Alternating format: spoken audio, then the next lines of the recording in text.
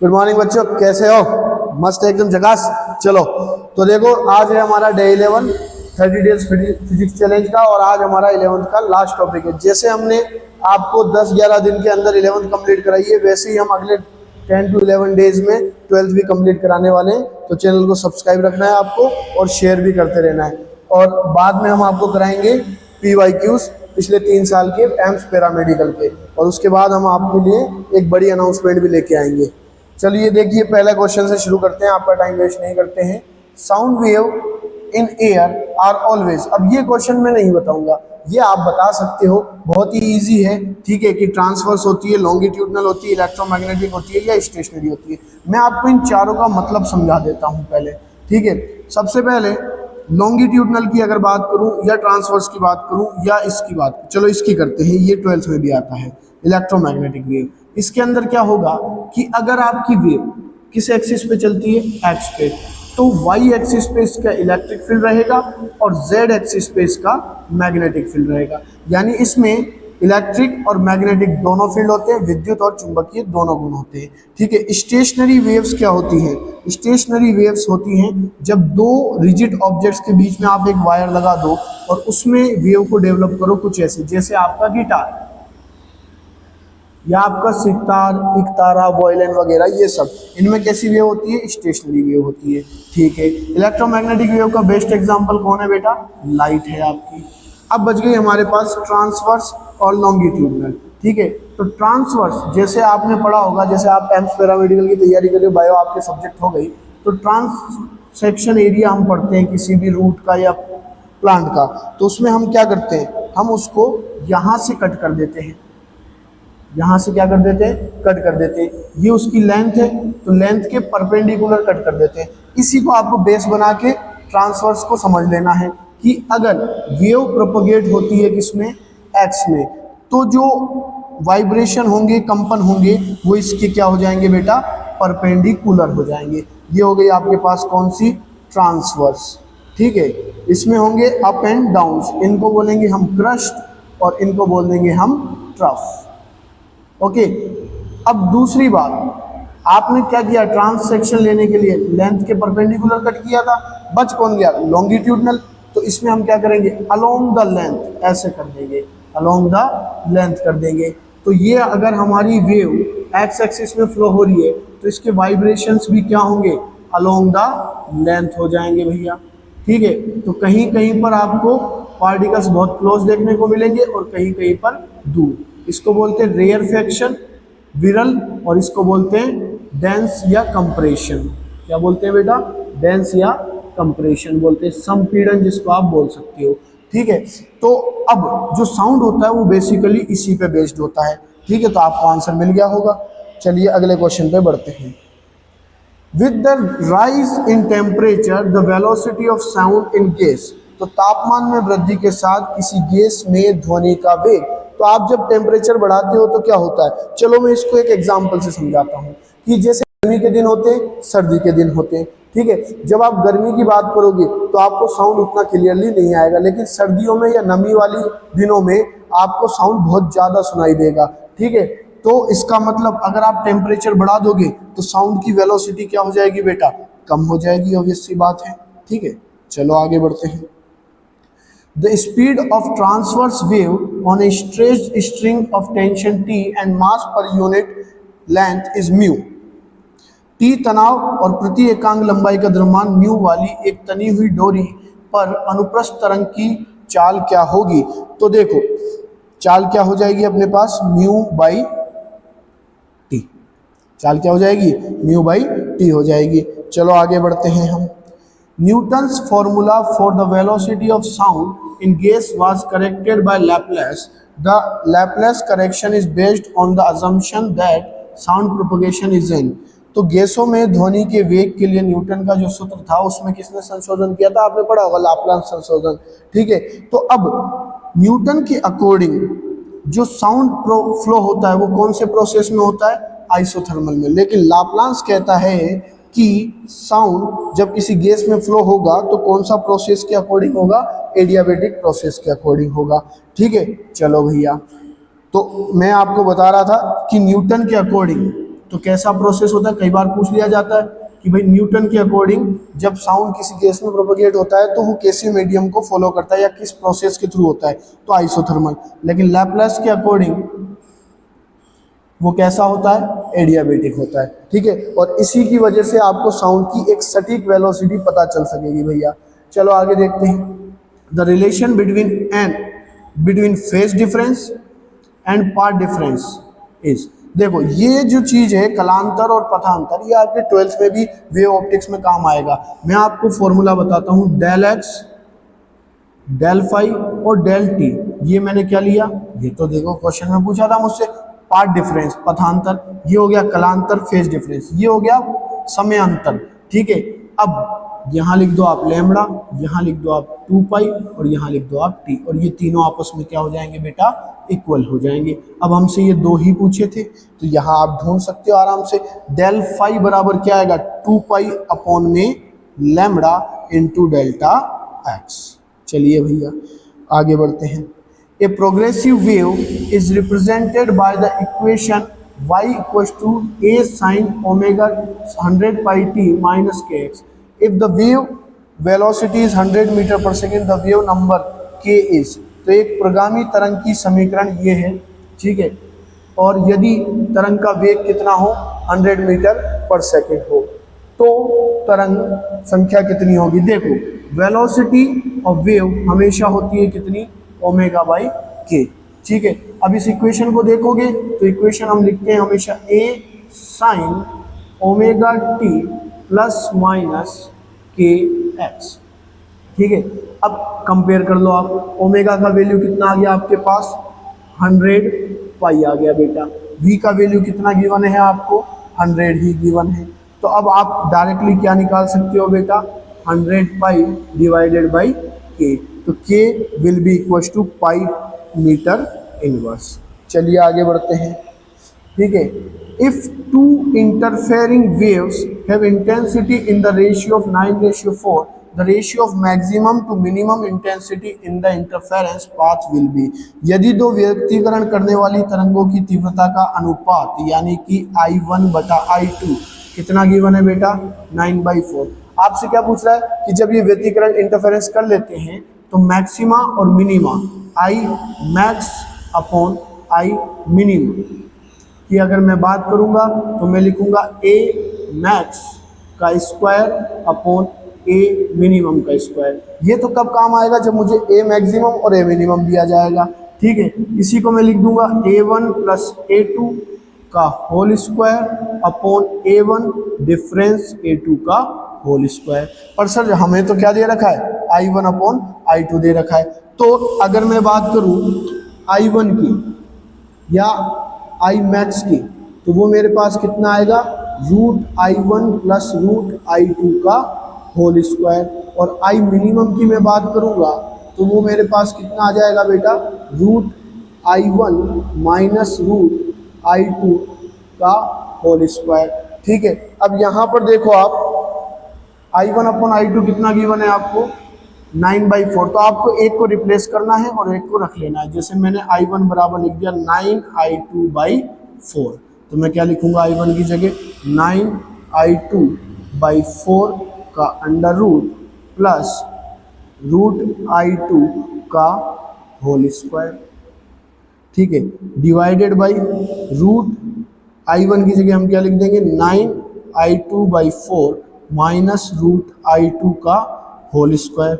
यहाँ देखो आप 3/2 under √I2 minus under √I2 का क्या करना है बेटा, होल स्क्वायर। और यहाँ भी आ जाएगा 3/2 under √I2 minus under √I2 का होल स्क्वायर। दोनों में से क्या कॉमन आ रहा है, √I2 कॉमन आ रहा है, तो √I2 को कॉमन ले लिया मैंने, अंदर क्या लिख दिया, 3/2 प्लस 1 और √I2 3/2 माइनस 1, और इसका क्या कर देंगे हम, होल स्क्वायर कर देंगे। तो 3/2 प्लस 1 ये तो काट दो पहले आप, ठीक है। क्या आया ऊपर, 3/2 प्लस 1, ये 1.5 है, 1.5 में 1 जोड़ोगे बेटा कितना आएगा, 2.5 आएगा, यानी कि 5/2 डिवाइडेड बाई 1/2 और इसका क्या करना है मुझे, होल स्क्वायर। ये कैंसिल हो गया, आंसर क्या है 5/1 का होल स्क्वायर यानी कि 25/1। ठीक है, चलो। In a stationary wave, the distance between a node and its adjacent antinode is, एक अप्रगामी तरंग में एक निष्पंद और उसके आसन्न प्रस्पंद के बीच की दूरी। देखो, स्टेशनरी वेव बनाने के लिए मेरे को दो रिजिड एंड चाहिए, दृढ़ सिरे चाहिए, और ये मैंने बनाया एक लूप। इसको क्या बोलते हैं बेटा, लूप। ये तो होता है क्या, नोड, और ये हो जाता है क्या, एंटी नोड। दो नोड्स के बीच की डिस्टेंस हमेशा कितनी होती है, λ/2 होती है। तो यहाँ पर कितनी हो जाएगी, λ/4 हो जाएगी। तो ये रहा मेरा आंसर। ठीक है, चलो आगे बढ़ते हैं। The fundamental frequency of an open organ pipe of length L is F. If one end of the pipe is closed, its fundamental frequency will become।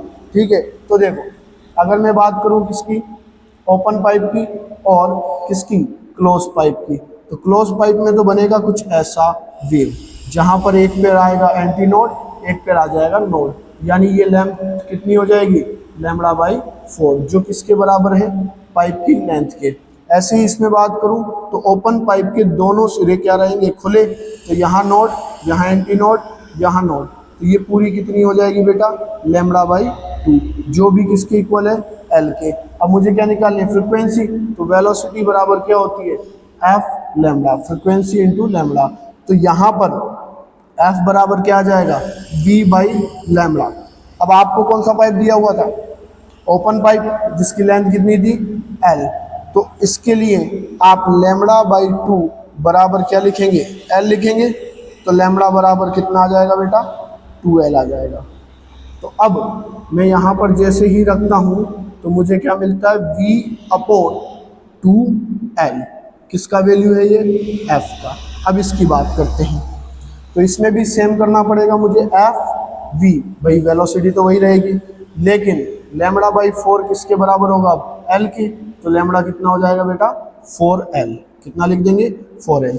अब आप देखो F किसको दिखाता है, v/2L को, तो मैं इसको जमा देता हूँ 2 × 2L के फॉर्मेट में, तो क्या आ जाएगा, F/2 आ जाएगा। ठीक है, तो एक ओपन पाइप के लिए अगर फ्रीक्वेंसी कितनी आ रही है, L लेंथ के पाइप में F आ रही है, तो one end of the pipe is closed.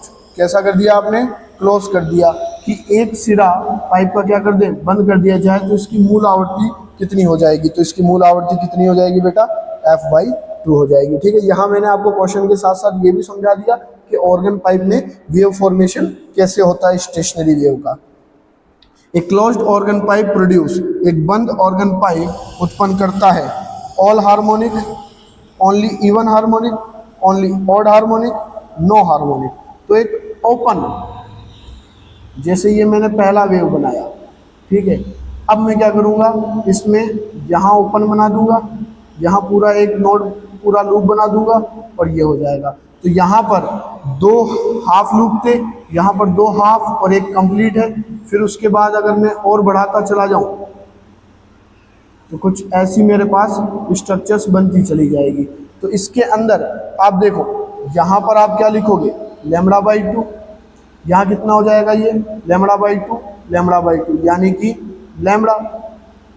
अगला आप देखो, तो ये तो हो जाएगा λ/2, यानी कि लैम्बडा, फिर ये λ/4 और ये λ/4, तो कितना हो जाएगा ये, λ/2 यानी कि 3λ/2। तो यहाँ ना तो मेरे पास ऑड वैल्यूज आ रही है और ना ही मेरे पास इवन, मेरे पास तो नेचुरल वैल्यूज आ रही है।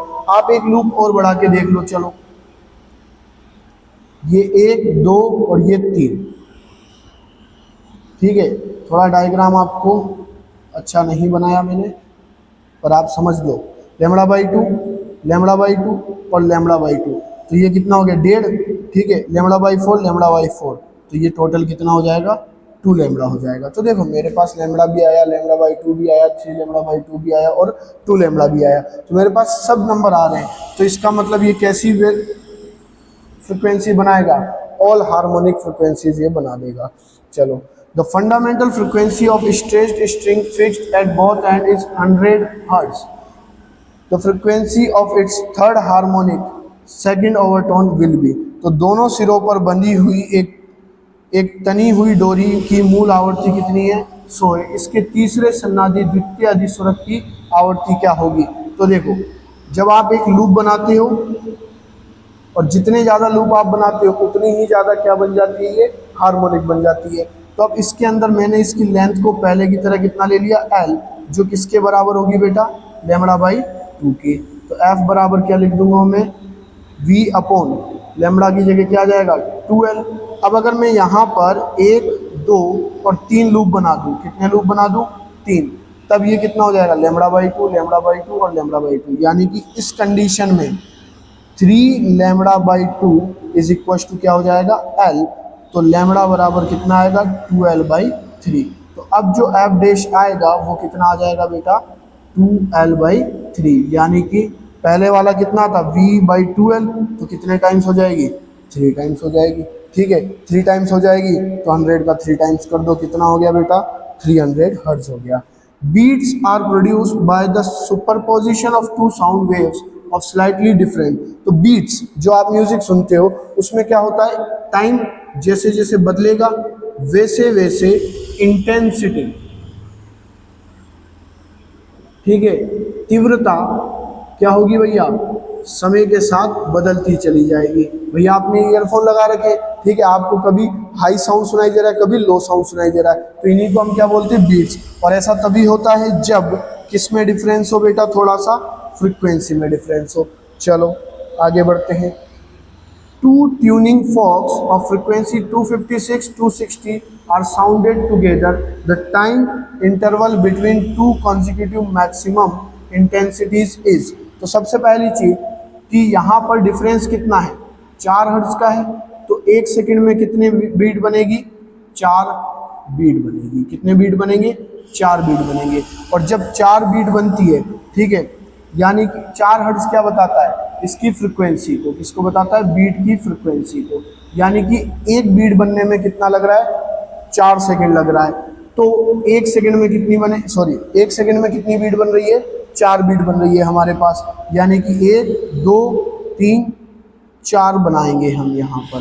तो ये हो गई 1, 2, 3 और ये 4 बीट। तो क्या पूछ रहा है वो? 2 कंसेक्यूटिव मैक्सिमा। तो यहाँ से यहाँ तक कितना टाइम लगेगा भैया? T/4 लगेगा। ठीक है, अब 1 सेकंड में कितनी बनी? 4। तो टाइम पीरियड कितना आएगा? 1/4 आ जाएगा। और उसका क्या कर दो? 1/4, जैसे 0.25 आ गया आपके पास। यही आपका क्या हो जाएगा भैया? हमारे पास आंसर हो जाएगा। ठीक है, चलो। When a tuning fork is loaded with a little wax, its frequency। तो अब आपने क्या कर दिया उसको?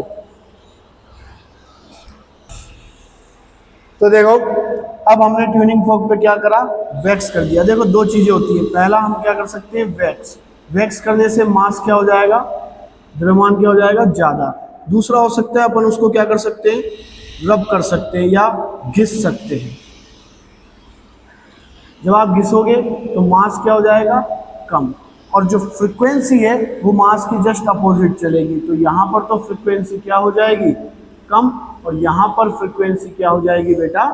ज़्यादा हो जाएगी। ठीक है, तो आपको आंसर मिल गया अपने आप कि अगर मास बढ़ाएंगे तो कम हो जाएगी। Doppler effect is sound is asymmetric because ध्वनि में डॉपलर प्रभाव असममित होता है। देखो, डॉपलर प्रभाव क्या होता है? जैसे आपने कई बार देखा होगा कि कोई डीजे आपके पास आ रहा है तो आपको उसकी आवाज़ तेज होती हुई सुनाई देगी। ठीक है, और जैसे ही वो आपसे आगे जाएगा वैसे ही उसकी आवाज़ आपको क्या देगी? कम होती हुई सुनाई देगी। इसी को हम क्या बोलते हैं? डॉपलर इफेक्ट बोलते हैं। ठीक है, अब इसका रीज़न क्या है कि ये एसिमेट्रिक होता है, प्रॉपरली काम नहीं करता। Sound waves are longitudinal.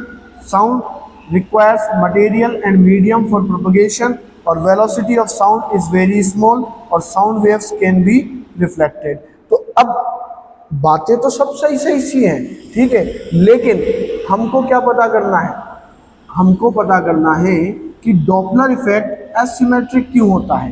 ठीक है, no doubt sound wave longitudinal होती है, पहला ही क्वेश्चन था हमारा, ठीक है। मीडियम की रिक्वायरमेंट होती है, सबको पता है। वेलोसिटी स्मॉल तो नहीं होती, ये वाली लाइन तो इसने बिल्कुल ही गलत लिख दी। 300 मीटर पर सेकंड की वेलोसिटी होती है भैया। साउंड वेव्स कैन रिफ्लेक्ट हो सकती है। तो स्टेटमेंट तो तीनों सही हैं, बट हमें देखना है कि क्वेश्चन क्या पूछ रहा है। क्वेश्चन क्या पूछ रहा है? असममित के बारे में, असिमेट्री के बारे में पूछ रहा है। किसके? डॉपलर प्रभाव।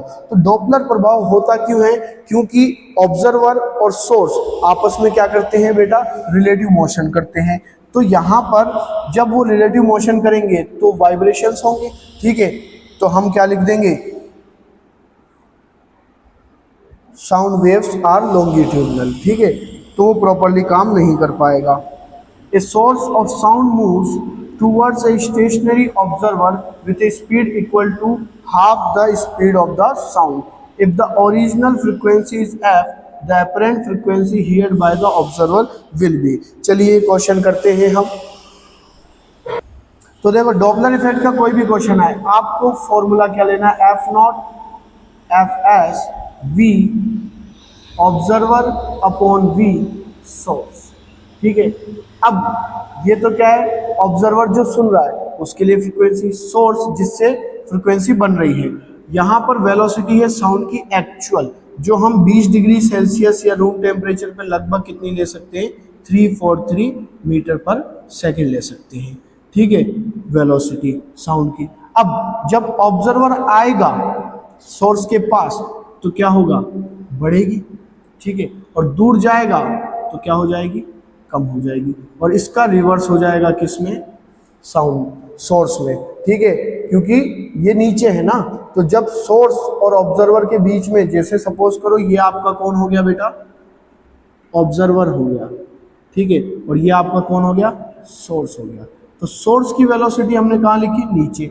अब मान लो ये सोर्स चल रहा था किसकी तरफ? ऑब्जर्वर की तरफ। तो जैसे जैसे सोर्स की वेलोसिटी बढ़ेगी, फ्रिक्वेंसी तो ऑब्वियस सी बात है बढ़नी चाहिए, लेकिन नीचे की वैल्यू जब कम रखोगे तभी तो वैल्यू बढ़ेगी ना।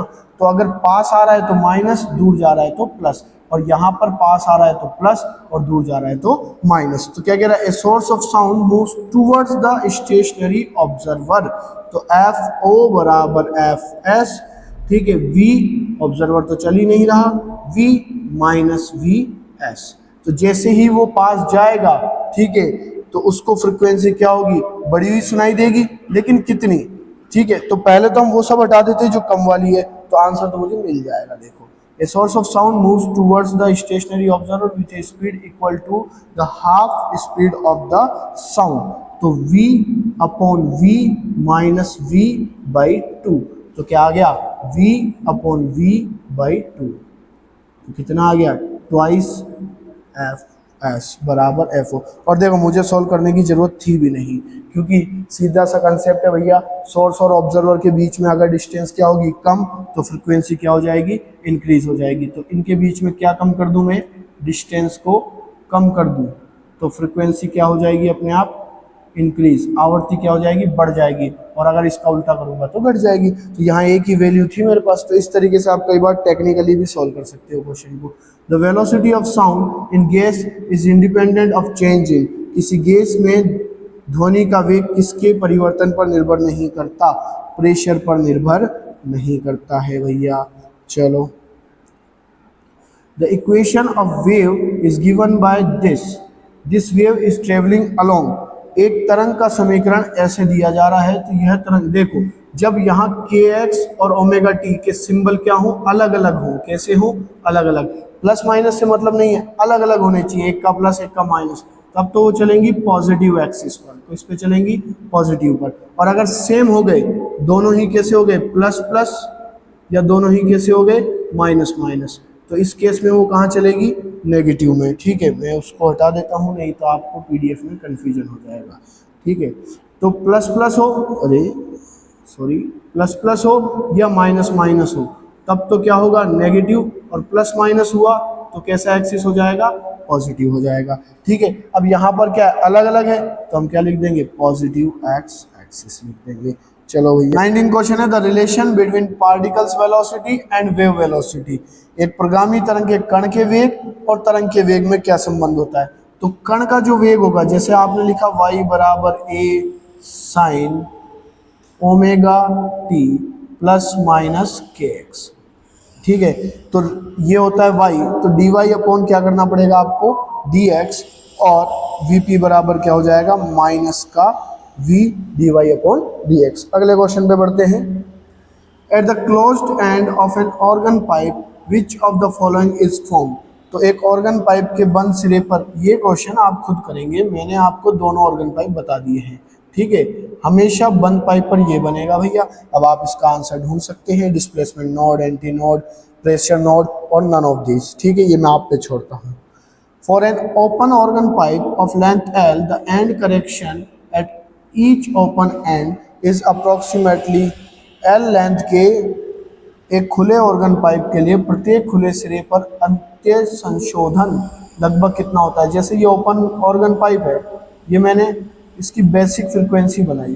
ठीक है, यहाँ दोनों तरफ से ओपन होगा। अब होता क्या है एक्चुअली कि ये जो वेव बनती है थोड़ी सी ज़्यादा लेंथ की बन जाती है, इसको बोलते हैं सिरा संशोधन, एंड करेक्शन। ठीक है, जो कि हमेशा कितना होता है, एक एंड पर 0.3, तो दोनों एंड पर कितना हो जाएगा, 0.6।